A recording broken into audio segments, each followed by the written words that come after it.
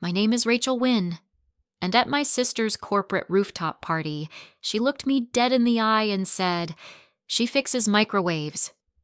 People laughed. I didn't. Not because I was embarrassed, but because I knew something she didn't. 30 seconds later, the CEO of her company walked in and headed straight toward me. "Rachel," she said, loud and clear, "I've been hoping I'd run into you." And just like that, my sister's punchline became her company's backbone. This is not a revenge story. This is what happens when the woman they dismissed never stopped building. I wasn't expecting the wine to taste that sharp. Maybe it was the rooftop wind. Maybe it was the string lights. Or maybe it was the way my sister said it, loud enough for everyone to hear. "Rachel? Oh, she fixes microwaves and old toasters. You name it, she'll bring it back to life." She laughed. So did her coworkers. Not mockingly, just enough to sting. Like I was harmless. Like I was a punchline with a smile. I stood there with a ginger ale in my hand, wearing the same navy blouse I've owned for years, sleeves pressed, collar neat. I never minded blending in. But something about that night made the air feel different. Lena stood center stage, glass of rosé in hand, black dress hugging every inch of her ambition. Her voice, the loudest in the group. Her posture, the kind you only get from years of being applauded. And me? I was the side note, the family fix-it girl who never quite lived up to her potential. She gestured toward me again, introducing me to a man in a sharp gray blazer. "This is my sister. She once fixed Mom's blender instead of letting her upgrade. I swear Rachel would rather battle broken cords than join the 21st century." People chuckled. I didn't. Not because I was angry. I'd grown past that. But because I finally understood something. They weren't laughing at what I did. They were laughing at what they thought I couldn't become. I turned slightly, facing the table full of hors d'oeuvres I didn't recognize, trying to catch my breath without letting it show. And just when I was about to excuse myself, leave quietly like I always do, the elevator chimed. Heads turned, and in walked Mara Kingsley, the CEO, the woman Lena idolized, the one who, according to LinkedIn, only shook hands with potential. Except she didn't shake hands with Lena. She walked past the crowd, past the polished suits and curated confidence, and came straight toward me. "Rachel," she said, smiling, extending her hand. "I was hoping I'd run into you." Lena froze. So did the room. And just like that, I didn't need to say a word. Because sometimes your work walks into the room before your reputation ever has to. But before that moment, before the silence settled and the truth stood tall, I wasn't always the one they overlooked. Once, I was the star T. Have you ever been introduced like a joke? The kind of moment that stings, not because it's loud, but because it's public? If you've ever stood in a room where someone reduced you to less than you are, leave a comment. You're not alone. And I read every word. I wasn't always the quiet one in the corner. There was a time when my name was the one our parents said with pride. I had the grades, the scholarship, the acceptance letter to a top law school pinned on the fridge like a family trophy. And Lena? She was still the little sister with braces, sitting at the dinner table asking me to help her with algebra. She once said, "I want to be just like you." Funny how things change. It all unraveled the year I turned 22. Mom got sick. Quietly at first, the kind of sick that hides inside test results and polite smiles. Dad tried to pretend it wasn't serious. But I knew. So I deferred my first semester to stay home and help. Just one semester, I told myself. I'll catch up. But then she passed. Not with drama, not with final words, just a slow, aching silence that never quite left the house. And suddenly, I wasn't a future attorney anymore. I was the girl folding medical bills, burning frozen lasagnas, and reminding Dad to eat, because he stopped knowing how. Lena didn't cope. She danced harder, studied harder, laughed louder. She built walls out of denial while I held the pieces that were breaking. The scholarship expired. The fridge became just a fridge. And I took a job at a front desk downtown, answering phones I didn't care about, just to keep the lights on. Then the house started to fall apart. Leaky faucets, flickering bulbs, an AC unit that rattled like a dying engine. Dad drank more, spoke less, and when the plumber stopped answering our calls, I picked up a wrench. I watched YouTube videos at night, bought a second-hand toolkit, burned through 2 toasters and shocked myself twice. But I fixed them. One by one, I learned how things worked, how they connected, where they failed, and how to make them breathe again. It wasn't glamorous, but for the first time in months, something responded when I showed up. That's how it began, not as a plan, but as survival. And over time, that survival started to look a lot like purpose. I didn't realize it yet, but every wire I learned to reconnect, every socket I managed to steady, was building toward something bigger, something that would one day speak for me in a room full of people who thought I had nothing left to say. After Mom passed and the scholarship disappeared, people stopped asking what was next for me. Not out of cruelty, just omission.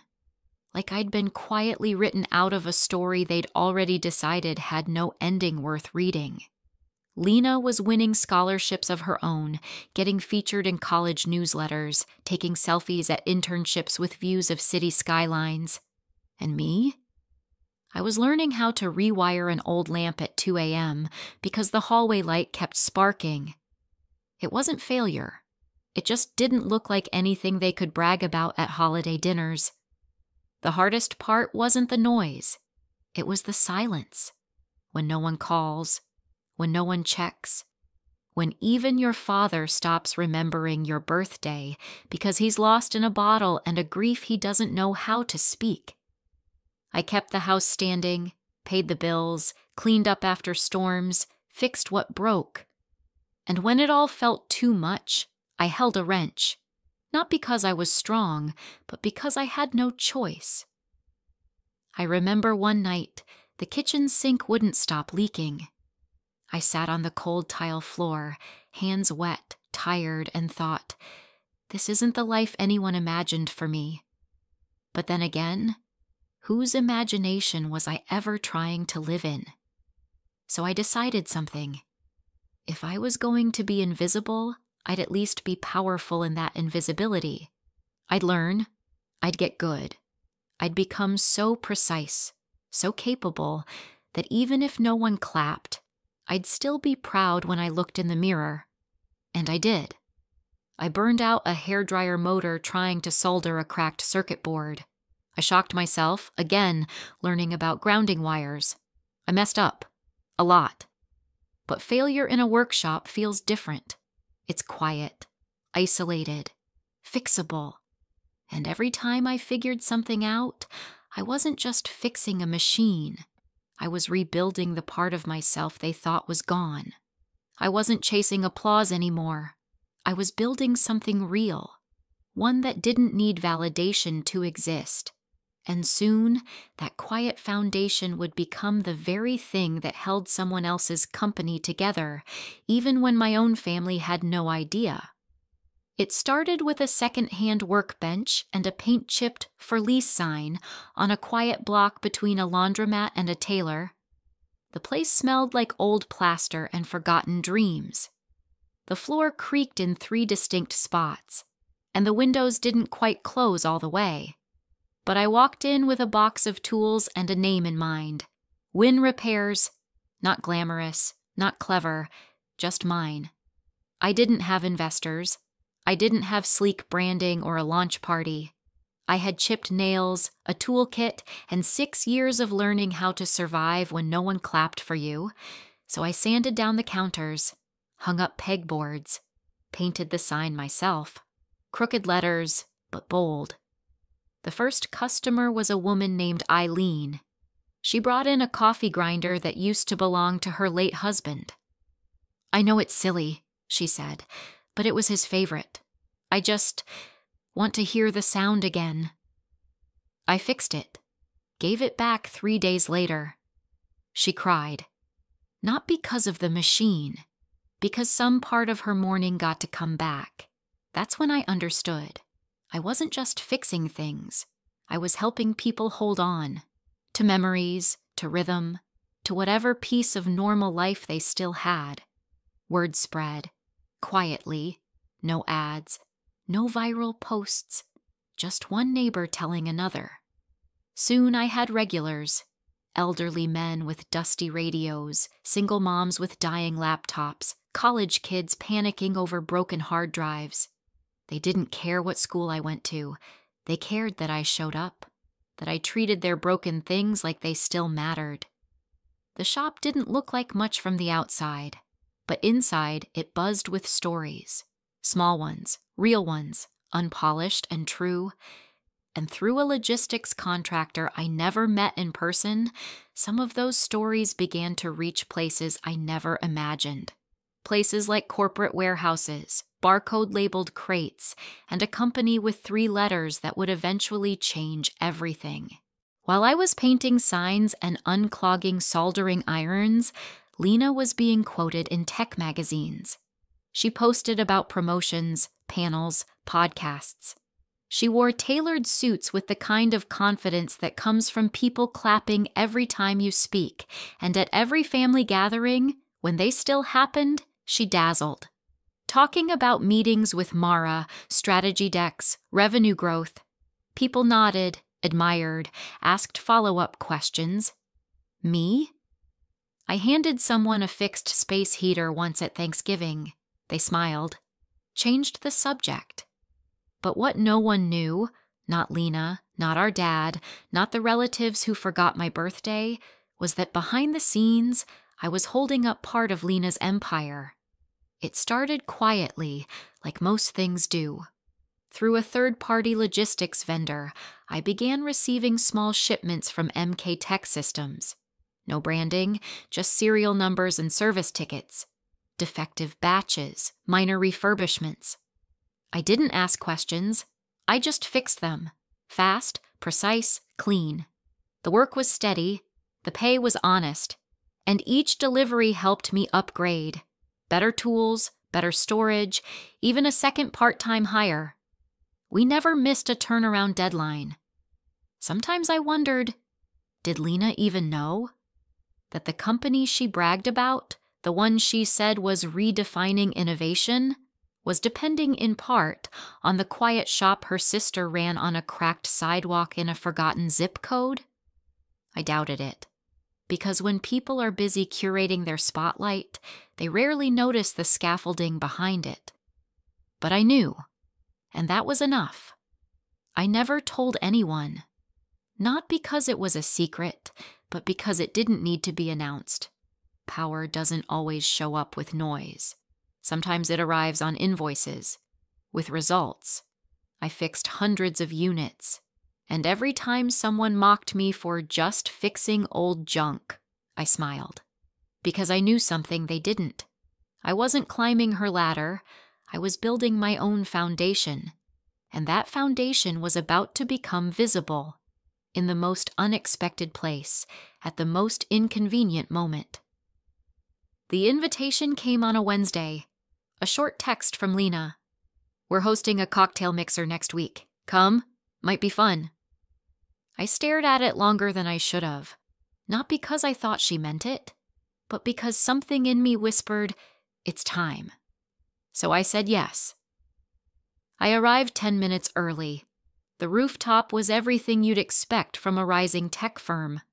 Glass panels, imported wine, string lights that glowed like curated starlight.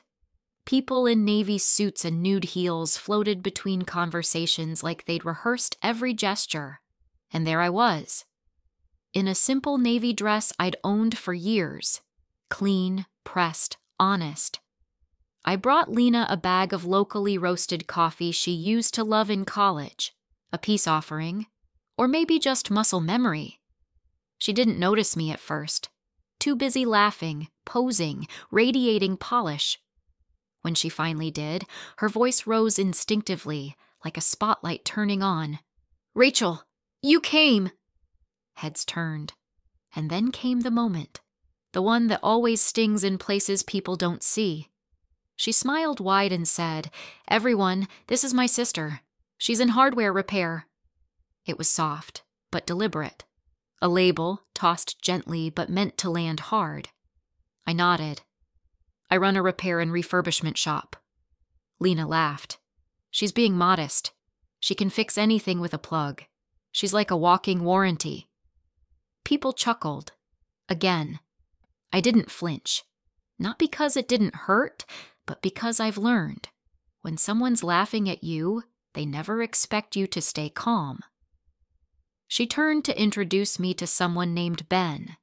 Mentioned Mom's blender again. Made it sound like I was someone who refused to grow up. I looked at her, and I almost responded. But something held me still, like the air had shifted. And then the elevator chimed. Everyone glanced toward it, expecting another junior exec, maybe a supplier. But instead, Mara Kingsley stepped out. Burgundy pantsuit, slicked back hair, a presence that reset the whole room. She didn't scan the crowd.